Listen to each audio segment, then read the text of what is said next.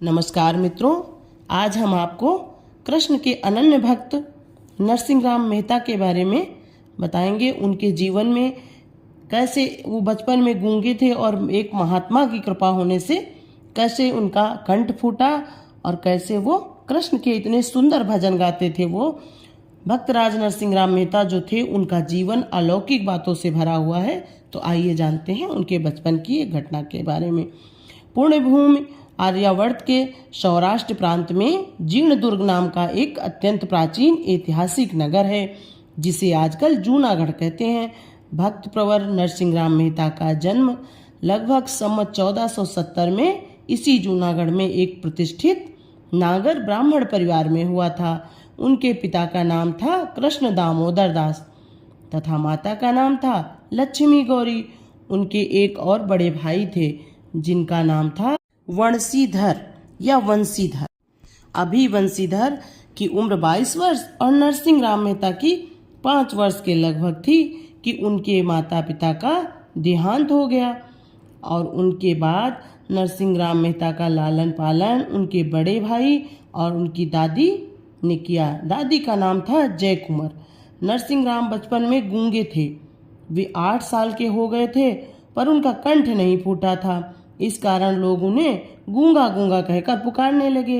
इस बात से उनकी दादी जय कुंवर को बहुत पीड़ा होती थी। वह बार बार इस चिंता में रहती थी कि मेरे पौत्र की जबान कैसे खुले, परंतु मूक को वाचाल कौन बनाए, पंगु को गिरबर लांघने की शक्ति कौन दे।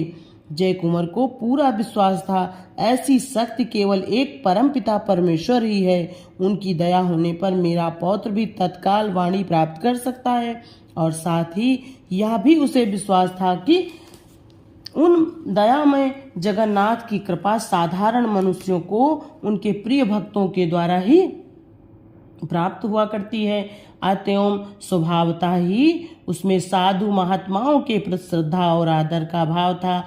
जब और जहाँ उसे कोई साधु महात्मा मिलते, वह उनके दर्शन करती और यथाशक्ति श्रद्धा पूर्वक सेवा भी करती। कहते हैं श्रद्धा उत्कृष्ट होने पर एक न एक दिन फलवती जरूर होती है। आखिर जय कुंवर की श्रद्धा भी पूरी होने का सुअवसर आया। फाल्गुन शुक्ल पंचमी का दिन था। ऋतुराज का सुखद साम्राज्य जगत भर में छा रहा था। मंद मंद बसंत ऋतु सारे जगत के प्राणियों में नवजीवन का संचार कर रही थी। नगर के नर नारी प्रायः नित्य ही सायंकाल हाटकेश्वर महादेव के दर्शन के लिए एकत्र हुआ करते। स्त्रियां मंदिर में एकत्र होकर मनोहर भजन तथा रास के गीत गाया करती। नित्य की तरह उस दिन भी अच्छी खासी भीड़ थी मंदिर में। जय कुंवर भी अपनी पोते को लेकर हाटकेश्वर महादेव के दर्शन को गईं। दर्शन करके लौटते समय उनकी दृष्टि एक महात्मा पर पड़ी, जो मंदिर के एक कोने में बागंबर पर पद्मासन लगाए बैठे थे। उनके मुख से निरंतर नारायण नारायण शब्द का प्रवाह चल रहा था। उनका चेहरा एक अपूर्व ज्योति से जगमगा रहा था। देखने से ही ऐसा मालूम होता था जैसे कोई परम सिद्ध योगी हो। उनकी दिव्य तपोलब्ध प्रतिमा से आकृष्ट होकर जय कुंवर भी अपनी साथ की महिलाओं के संग उनके दर्शन करने के लिए गईं। उसने दूर ही से आदर और भक्ति के साथ महात्मा जी को प्रणाम किया और हाथ जोड़कर विनती की, महात्मन, ये बालक मेरा पौत्र है। इसके माता पिता का देहांत हो चुका है। 8 वर्ष का होने चला है, पर कुछ भी बोल नहीं सकता। इसका नाम नरसिंह है, परंतु सब लोग इसे गूंगा कहकर पुकारते हैं। इससे मुझे बड़ी पीड़ा होती है। महाराज ऐसी कृपा करिए कि इस बालक की वाणी खुल जाए। गोस्वामी तुलसीदास जी ने ठीक ही कहा है कि संत हृदय नवनीत समाना, अब कहा कबिन पर कहे न जाना।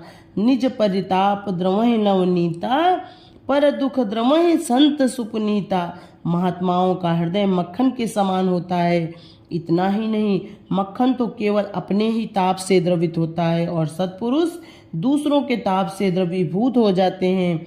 फिर ये महात्मा तो दैवी शक्तियों से संपन्न थे और मानो उस वृद्धा की मनोकामना पूरी करने के लिए ही ईश्वर द्वारा प्रेरित होकर वहां चले आए थे। उन्होंने बालक को अपने पास बिठाया और उसे एक बार ध्यान पूर्वक देखकर कहा, ये बालक तो भगवान कृष्ण का अनन्य भक्त होगा। इतना कहकर उन्होंने अपने कमंडल में से जल लेकर मार्जन किया और बालक के कान में फूंक देकर कहा, बच्चा कहो राधे कृष्णा राधे कृष्णा।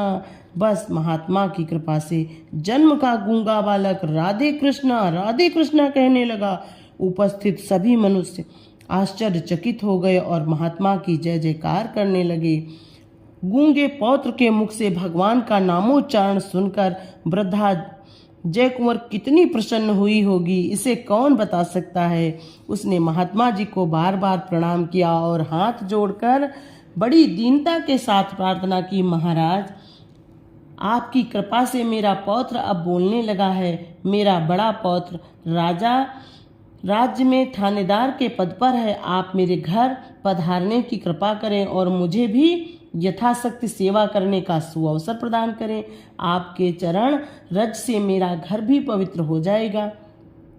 परंतु सच्चे महात्मा सेवा या पुरस्कार के भूखे नहीं होते।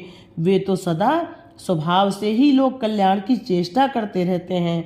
महात्मा जी ने प्रसन्नता पूर्वक उत्तर दिया, माता मुझे कोई योग बल या तपोबल नहीं प्राप्त है। इस संसार में जो कुछ होता है सब प्रभु की कृपा से होता है।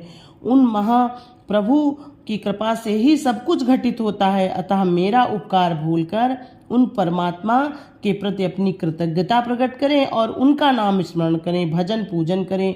मैं तो इस तरह अकारण अथवा प्रतिष्ठा के लिए किसी भी गृहस्थ के घर पर नहीं जाता। तुम घर पर जाकर प्रभु का भजन करो, तुम्हारा कल्याण होगा। मैं तो अब गिरनार पर जाता हूँ और तुम्हारी इच्छा अनुसार यह कहे जाता हूँ कि थोड़े ही दिनों में एक कुलवती स्वरूपा कन्या से इसका विवाह भी हो जाएगा। जय कुंवर को महात्मा जी के सामने विशेष आग्रह करने का साहस न हुआ। पौत्र के साथ प्रसन्न वदन अपने घर चली आई और उसने अपने बड़े पौत्र वंशीधर से महात्मा जी का चमत्कार कह सुनाया। वंशीधर ने महात्मा जी के दर्शन करने की लालसा से सिपाहियों द्वारा बड़ी खोज कराई, परंतु कहीं उनका पता न चला। लोगों का विश्वास है कि अपने भावी भक्त नरसिंहराम मेहता को इष्ट मंत्र तथा जो है उनको वाचा देने के लिए, उनकी वाणी खोलने के लिए वो सिद्ध पुरुष नहीं स्वयं भगवान कृष्ण ही आए थे। बोलिए कृष्ण भगवान की जय। बोलिए Radhe Krishna. Thanks for watching.